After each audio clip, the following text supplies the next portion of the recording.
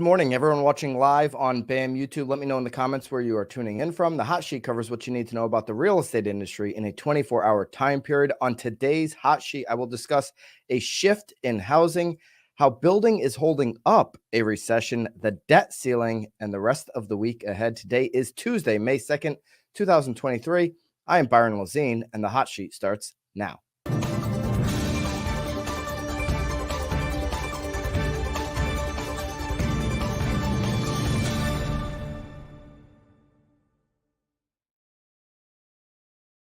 Welcome back to the Hot Sheet, the only live daily housing show on the entire internet. I'm here in Naples, my hometown, but it's also the host of the T360 conference this year. And there's CEOs from all of the top brokerages and prop tech companies here gathered in one space for the next 24 hours. And it is evidently clear that the Hot Sheet is on the minds of many, and that it is the only place you can get a 24-hour look back on the entire housing market. So hit the thumbs up. I appreciate all of you who have been with me since January when we launched this daily live stream. Okay, let's get into what's most important right now in the housing market. I've got a piece from Lance Lambert. The housing market is shifting. This is off of Fortune. Just look at earnings published by two giant Fortune 500 home builders. Home builders have been doing incredibly well lately in terms of their stock prices. So Wall Street is not nervous about the home building industry. We know that obviously in quarter four, they took quite a hit. Okay. Quarter four cancellation rates went up. Okay. So buyer cancellations rate soared to 32%, or nearly 3 times greater than the 11% cancellation rate in quarter four of 2022 than it had in 2021. Looking at what's going on now, the story has shifted significantly. A pair of home builders on the Fortune 500 list, number 124, D.R. Horton, and number 267, Pulte Group.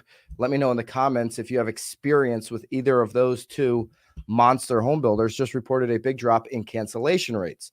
D.R. Horton's cancellation rate for the first 3 months of 2023 came in at 18%, down from the 27% rate just one quarter earlier. Meanwhile, only 13% of Pulte Group's buyers canceled their home contracts in the first quarter of 2023, well below the 32% cancellation rate it saw in the first quarter. So obviously we've seen rates come off of the over 7%. This is the 30-year fixed rate. And we've also seen the spring market take off. This is when, right now is when the majority of home shoppers want to secure that house for the year. Okay. So those two things are helping builders. What else is helping builders is while rates have come down mid-sixes, I know we're inching closer to 7 with what happened yesterday on the 10-year, but throughout the year we've been closer to 6.5 here. And then you've got the builders' ability to buy down the rate further. They had great margins during COVID as prices soared over 40% across most of America. They were able to really take advantage of that. And right now they're able to take advantage of their ability to do financing directly to buyers a little bit more creatively than a bank. They've got more flexibility with how they're able to finance directly to their buyers. Certainly these big monster, national home builders like a D.R. Horton, like a Pulte Group, or a KB Home. Okay, down below, I've got all the sources and the charts in one download, the daily download link where you can get everything. And let's take a look at this cancellation chart that Lance Lambert and Fortune put together. The sources in earnings report from Pulte Group, KB Home, and D.R. Horton. You can see that in quarter two of 2020, cancellation rates soared. That makes sense. We were just stepping into very uncertain times, and nobody knew what the heck was going to go on with the world at that point.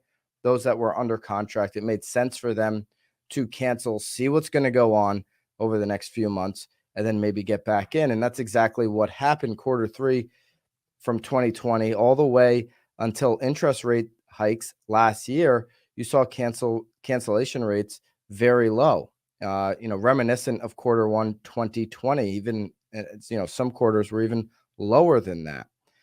When you look at what happened last year, Q2, people started to cancel at a higher rate than at any time since Q2 of 2020. Okay. And then Q3 and Q4, they took off. You can see that the darker yellow is KB Home. And in Q4, remember, they had over 60% cancellation rate. You can see this up over 50% here on this chart. I believe the exact number, if I remember serving me correctly, was upwards of 64% on KB Home cancellations in Q4. Just an obnoxious number. Okay, so the mortgage rate shock really hit in Q3, although you did see cancellations start to tick up higher in Q2 in anticipation and as rates were rising. Q4 was the brunt of the pain for all Pulte Homes, or Pulte Group rather, D.R. Horton and KB Homes. And in fact, actually, D.R. Horton had higher cancellations in Q3 of last year than Q4, while Pulte and KB Home both saw higher cancellations in Q4 as opposed to Q3. But if we look at Q1, you actually see Pulte Group well below the previous 3 quarters and more in line with what they were experiencing for cancellations from Q3 2020 to Q1 2022. Pulte Group has recovered in the biggest way in comparison to D.R. Horton and KB Homes. If you're watching here on YouTube, either live or on the replay, you can see that all the way to the right. If you're in the live, or if you're in the replay in the comment section, but if you're in the live chat right now, let me know if you're working currently, as an attorney or as an agent or as an advisor with any of these 3 national home builders. Okay. You can see D.R. Horton is also back to its pre-mortgage shock levels, while KB Homes is lagging. They still have pretty high cancellation rates in comparison to their 2 competitors. Okay. That chart's down below for you if you want to grab it. I've got some other stuff as it relates actually to building that we're going to get into in a second. But first, builders surveyed by John Burns Research and Consulting in March had an aggregate cancellation rate of 9%. That's far below the peak of 24.6% hit in October and just slightly above the 8% hit at the height of the pandemic housing boom in March 2022. For perspective on just how much things have improved, Phoenix cancellations hit 60% in November 2022 and are currently at 15%. Rick Palacios Jr., sorry, Rick, if I just butchered your last name, Director of Research at John Burns in Consulting. This was a tweet from Sunday. Okay, so there's your update on the Fortune 500 builders. Again, that chart's down below for you in the daily download. And this is an incredible shift in, from what we've seen in Q3 and Q4. It also speaks to the lack of resale inventory. We know people that want to potentially be a seller this year, but own, their current home and are locked into 3% or less. They're having trouble finding a home, which means they're not putting their house on the market. So it's holding up a lot of this inventory, and some people are shifting over to new construction. New construction is considerably high. We're upwards of 450,000 on the median price point, and average price point 550,000 for these new homes. But that is, they're still getting, relatively speaking, they're still getting absorbed. We do have 7 months of inventory on new construction overall. When you look at pre-built, being completed, all 3 categories there, how they label new construction, we have 7 months of inventory, which is above, a normal market at 6 months. So it's 1 month into buyer market territory, which is why you can get some of these mortgage buy downs and some of these other negotiating tips from builders. Okay. If you want tips to help your business, make sure you subscribe to BAMX. There's a link below to subscribe to BAMX. Most places are going to tell you what to do, right? Like, YouTube, we do a lot of showing here in the hot sheet with all the charts and everything, but most places are just talking at you. You go to a conference, people are just talking at you. BAMX actually shows you how to do it.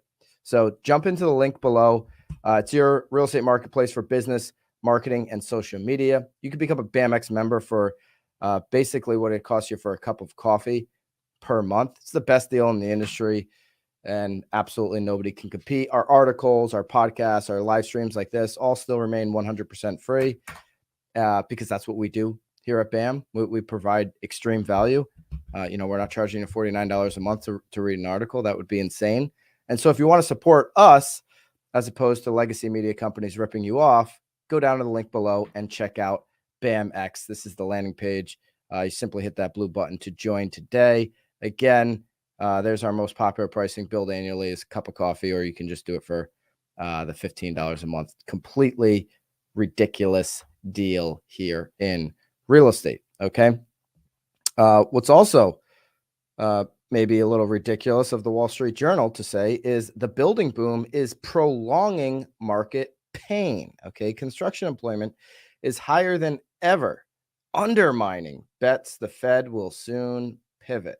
Okay. So they're saying that when the Fed meets today, which is happening today and tomorrow, the FOMC meetings, they may just continue to jack up rates. Listen, we know the market's priced in 90% chance that they will do another interest rate hike.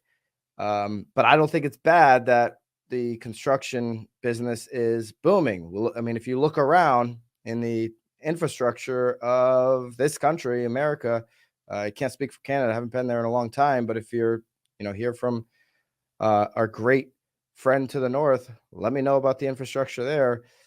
There's a lot of work to be done. So the building boom has helped push unemployment to around its lowest level in more than 50 years. We talk about that a lot in these live streams.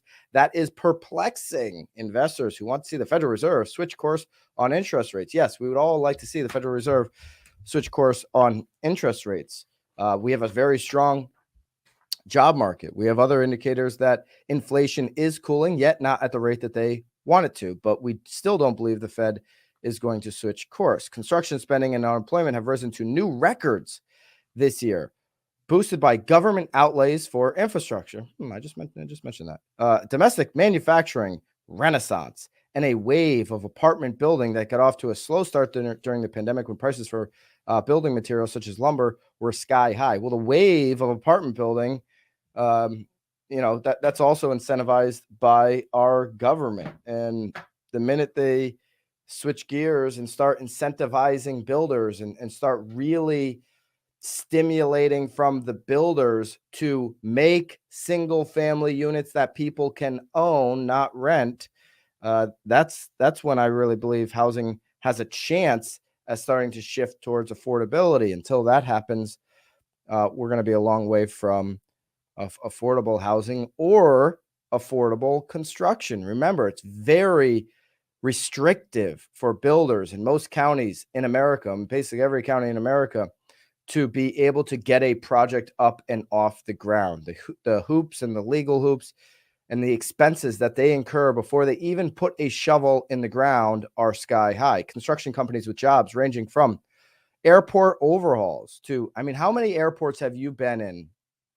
If you fly, even if you just fly 4 times a year or more or whatever, if you're flying currently, how many airports have you been in recently that are just have construction going on everywhere, outside, inside? I feel like every airport I go into, there is construction going on. Let me know in the comments if you agree.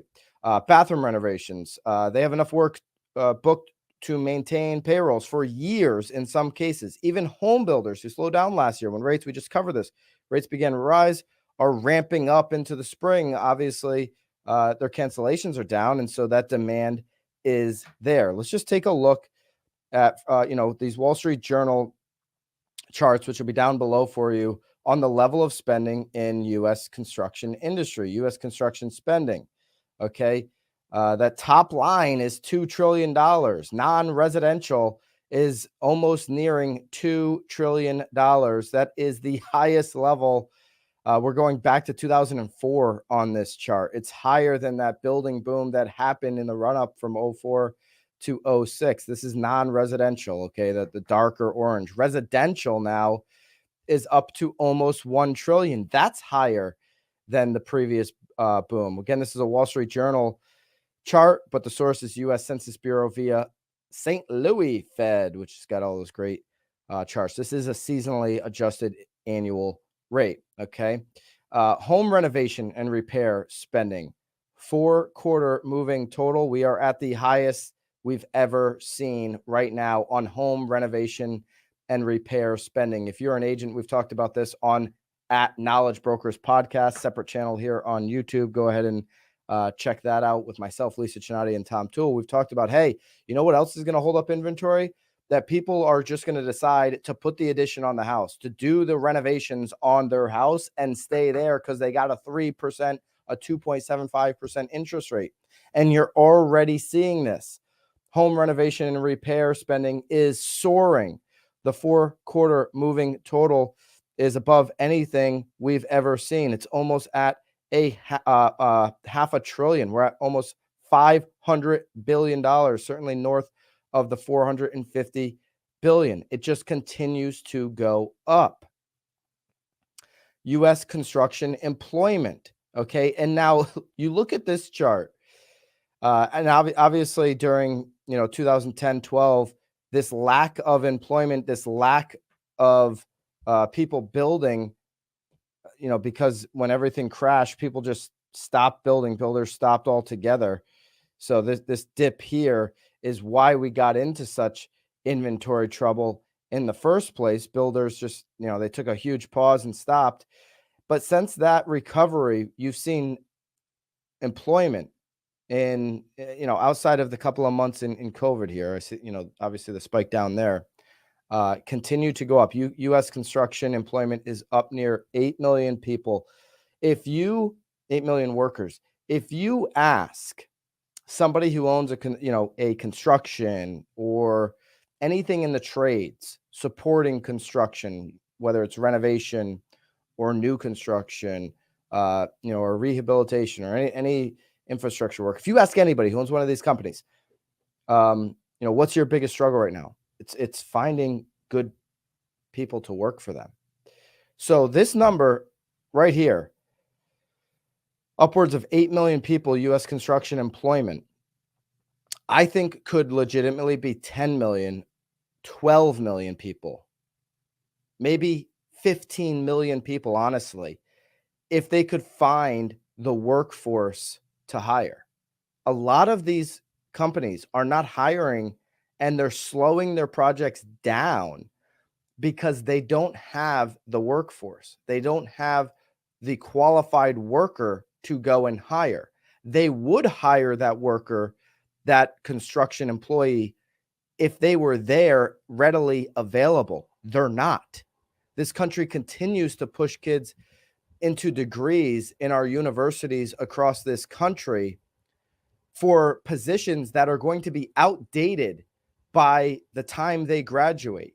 I mean, ChatGPT is eating itself every single 2 weeks, yet we're sending kids into college for 4 years on something that was already outdated the day they started, as opposed to having a real conversation about an industry that is not going to be disrupted in the next 100 years.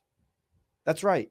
If you're in electrical, if you're in AC, if you're in building, these are going to be industries that will not be disrupted. Bathroom repair, plumbing, your plumbing license, very hard to get these electrical plumbing HVAC licenses. Very valuable over the next 20, 30, 40 years. They will not be disrupted. ChatGPT is not going to go in and fix anybody's toilet. Yet nobody is encouraging our youth to get into the trades. It's a complete shame, because if people want to be able to really make a huge impact, build an enormous company in their community, and not have the fear of being disrupted by what's happening with AI and technology, they should be looking at the trades. If they want to have less competition for their employment, they should be looking at the trades. They should be looking at these charts. They should be probably watching the hot sheet for all intensive purposes. Okay, if you walk around, any of our cities, you can just see it. You're like, oh yeah, there's probably 50 years of work to do, right? America's starting to get a little bit old, yet we're encouraging people to go get general studies instead of something specific like HVAC or electrical or plumbing. I mean, listen, these are probably harder. I know, my brother-in-law, he's going to get his electrical license right now. I tell you what, the schooling and the hours and the apprenticeship he's putting in is harder than 99% of what college kids go through on a 4-year degree. But the value in that electrical license, when he gets out and so many others gets out, not enough others because there's not enough kids doing it, is invaluable. All right. So anyways, the building boom, according to Wall Street Journal, prolonging this recession because it's holding up the jobs market. That's essentially their point here. And sorry about the little rant there on what's going on with the job market. Let me know. Let me know if you agree or disagree. Disagreeing in the comments is completely fine, by the way. This isn't one of those legacy media companies that wants everybody to play, super nice. We can be very nice and respectful to each other and disagree. So let me know if you disagree. But anyways, Wall Street Journal says, hey, this construction boom is propping up the job market. We know the Fed wants to destroy the job market to make their job easier. And we'll see what the FOMC says over the next couple days and what they're going to do with the interest rate. Looks like they're going to hike it. Janet Yellen has already started yapping ahead of the Fed meeting, and the U.S. could hit the debt ceiling by June 1st, she says, much sooner than expected. It was supposed to be a July thing. The U.S. could fail to meet its debt obligations sooner than expected. Janet Yellen warned in a letter to House Secretary Kevin McCarthy. This was yesterday. Yellen said a drop in tax receipts meant the U.S. could hit its debt ceiling as soon as June 1st, earlier than Wall Street and Washington have estimated. In light of the new earlier estimate, President Joe Biden invited the big four congressional leaders to a May 9th meeting at the White House to discuss the debt ceiling. Hopefully they get something done. I did a little bit digging on this because I'm, listen, this is a housing show. Obviously the debt ceiling and the economy are going to impact the housing market, and housing is impacting the economy, vice versa. But I just did a little digging on Wall Street Journal, about the debt ceiling. What is the debt ceiling, how it works? And listen, you can go look this up for yourself if you want. I'm not putting these charts down below because they're not really, I think, something useful to the audience, to be able to use with clients and to educate, maybe your staff or your marketplace. But what is the debt ceiling? How does it work? I mean, if you just look at this chart from pre-2010 till now, the debt ceiling just keeps going. It just keeps going up. I don't know. The U.S. routinely spends more than it collects in revenue. You see this little, they got a little diagram on the right, spending, revenue below. That's the deficit. These shortfalls are called deficits. Thank you, Wall Street Journal. Yes. To cover these deficits, the Treasury Department borrows money by issuing new debt in the form of government securities. This debt is like a loan, yet it's not a loan. Investors trade cash for a promise that the government will pay them back with interest. That loan is added to the national debt. Congress has imposed a limit on the amount the Treasury can borrow, known as the debt ceiling. But we just keep borrowing more and more and more.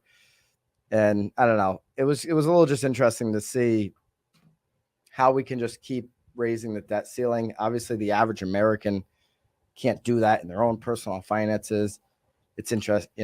It's like, it's a little scary to look at. You're like, okay, well what's going to happen here? I don't know. We just have this ability to keep raising it, which when I look at stuff like that, I just am reminded of how valuable a real asset like real estate is. Hit the thumbs up. Let me know in the comments if you agree.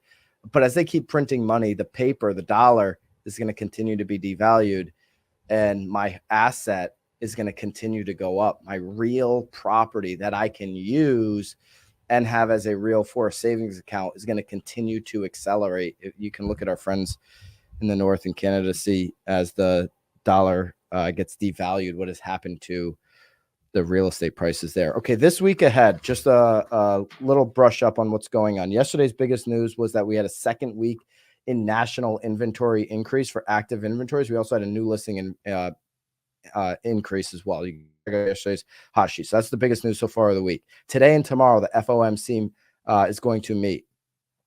Okay, so we'll see what Jerome Powell does Wednesday afternoon. We'll be talking about it here Thursday morning.